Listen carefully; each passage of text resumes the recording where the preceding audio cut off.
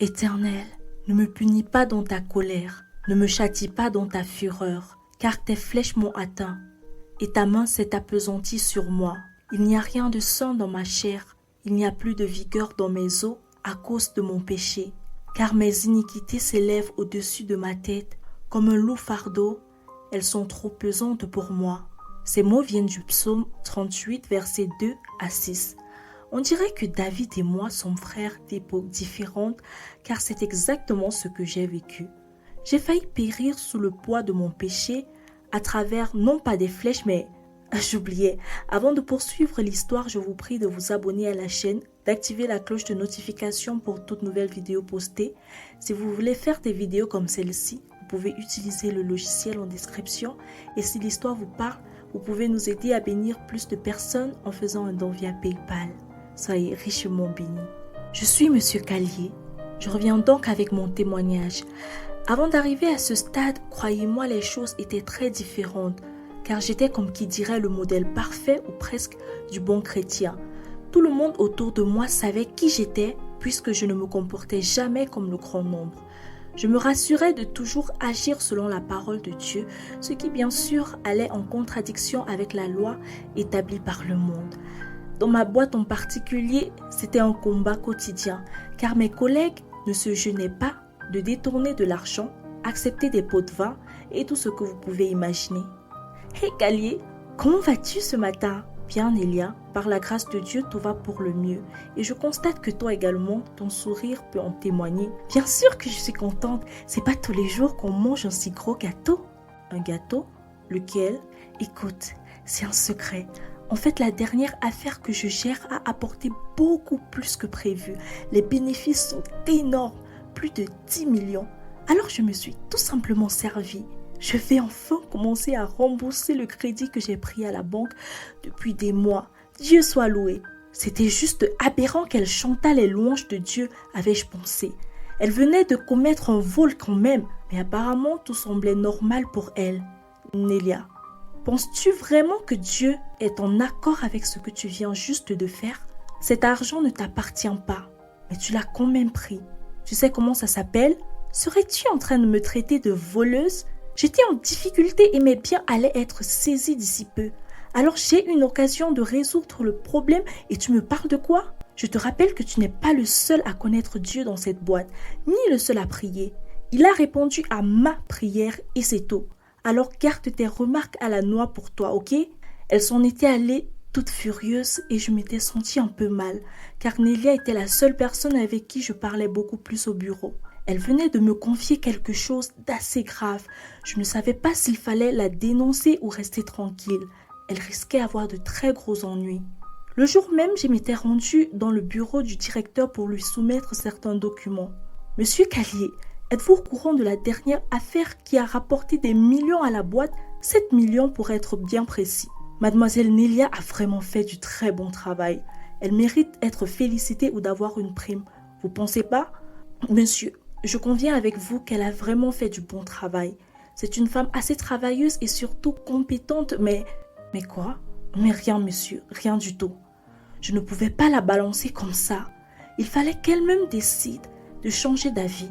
Alors j'étais sortie du bureau du directeur en gardant cette information pour moi. Après cela, j'avais essayé de faire entendre raison à ma collègue, mais Nélia s'était éloignée de moi. À son avis, je ne voulais pas son bien. Alors j'avais laissé tomber. Je savais que la chose à faire aurait été de dénoncer cela, mais j'avais fait le contraire et c'est là que les problèmes ont commencé pour moi. Je commençais à laisser tout passer. Beaucoup de choses ne me paraissaient plus comme étant des péchés. Et je pouvais même mentir dans mes rapports, chose que je n'avais jamais fait jusque-là. Mes collègues bien sûr avaient remarqué puisque Nélia m'en fit part. Nous nous étions même réconciliés. Des remords, j'en avais de temps à autre. Je me consolais en me disant que les autres faisaient bien pire que moi. Mais étrangement, ma situation n'était pas meilleure. Je parle bien sûr des finances. J'avais de nombreux problèmes qui me tombaient de partout. Un coup, c'était ma mère ou mon père qui était malade. Un autre, c'était ma maison qui avait été cambriolée. Même la banque dans laquelle j'épargnais de l'argent avait eu une crise et avait dû fermer. J'étais complètement perdue. Il fallait que je paye mon loyer et je m'occupe de mes parents et je n'avais plus d'économie. Je me retrouvais tout seul. Oui, tout seul. Car je n'osais même plus me rapprocher de Dieu. Je n'en étais plus digne, du moins c'est ce que je pensais. C'est alors qu'une affaire très importante m'avait été confiée. J'avais réussi à la mener jusqu'au bout et ma foi, j'avais reçu une sacrée somme. Face à ce gain et mes problèmes qui ne faisaient qu'augmenter, j'avais décidé de détourner juste la somme qu'il fallait pour me remettre à jour. J'y réfléchissais pendant ma pause et je ne sais pas pourquoi j'avais ouvert ma Bible dans mon téléphone et le passage sur lequel j'étais tombée était Psaume 38, versets 2 à 6. J'avais l'impression que David trahissait exactement ma situation. C'était pénible. Après avoir fermé ma Bible, j'y pensais encore lorsqu'arrivé dans la boîte, j'avais vu une lettre sur mon bureau. C'était un avis d'expulsion. J'allais être expulsée de la maison et mon salaire, je l'avais déjà utilisé pour les soins de mes parents. Je n'avais plus d'issue alors. Je me mis en route pour récupérer l'argent de la fameuse affaire. J'étais arrivée à la banque et avait commencé la transaction. Tout se passait très bien. C'est alors que j'avais entendu un bruit assourdissant. Je n'entendais plus rien. Les gens autour de moi, mes mains, mon corps étaient couverts de sang qui n'arrêtait pas de dégouliner. J'apercevais des silhouettes qui se déplaçaient rapidement. Ensuite, je m'étais effondrée. Dans mon sommeil, j'entendais des gens bavarder et je pus distinguer une voix qui disait « Conduisons-le à la morgue, il est mort ». Je voulais parler, leur dire que j'étais toujours vivant, mais ma bouche ne s'ouvrait pas. Je me débattais et même mon corps ne bougeait pas. Lorsque j'avais ouvert les yeux, j'étais à l'hôpital, pas à la morgue. Nelly était là et elle me dit qu'il y avait eu une attaque de terroristes dans la banque où j'étais et j'avais été atteint par une grenade qui normalement aurait dû me tuer. Mais je n'avais été touchée qu'à la tête et au dos et mon cœur ne battait plus. Mais sur le chemin de la morgue, pendant qu'on me transportait, l'un des secouristes avait senti de nouveau les battements de mon cœur. C'est ainsi que je fus conduit à l'hôpital. C'était juste incroyable. J'étais si émue que j'avais fondu en larmes.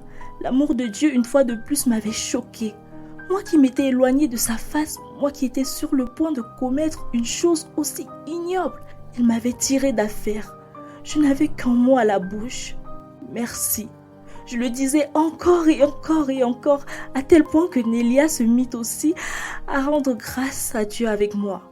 Aujourd'hui, je suis plus en forme que jamais. Les médecins ont dit qu'il me restait encore quelques plombes dans le corps, mais ils seront rejetés par mon organisme avec le temps. J'ai réintégré le service dans la boîte et j'ai même eu une promotion pour tant d'années de service et d'intégrité. Car après vérification, aucun détournement n'avait été enregistré à mon nom. D'après les fouilles, ouais, mais quand même, j'ai rencontré le directeur en privé pour lui faire part de ce que je m'apprêtais à faire ce jour-là. Et après un moment de réflexion, il me dit « Le plus important est que vous ne soyez pas arrivé au bout. Et je pense que votre Dieu ne le voulait pas non plus, car il avait prévu quelque chose d'autre pour vous. Et si un temps soit peu, vous étiez arrivé au bout, vous seriez passé à côté de ce nouveau poste qui vous aiderait à résoudre tous vos problèmes. » Mon patron avait parfaitement raison. J'ai rendu gloire à Dieu en le célébrant dans ma paroisse avec les autres collègues, ainsi que Nélia, qui suite à mon témoignage, ont décidé de suivre Christ uniquement. Ne soyez pas pressés, car Dieu a un timing pour nos vies de façon individuelle. À vouloir brûler les étapes, faute d'impatience, vous risquerez, vous égarer et les autres avec vous. Puisse l'Éternel vous fortifier dans les moments difficiles afin que vous ne chanceliez point. Shalom.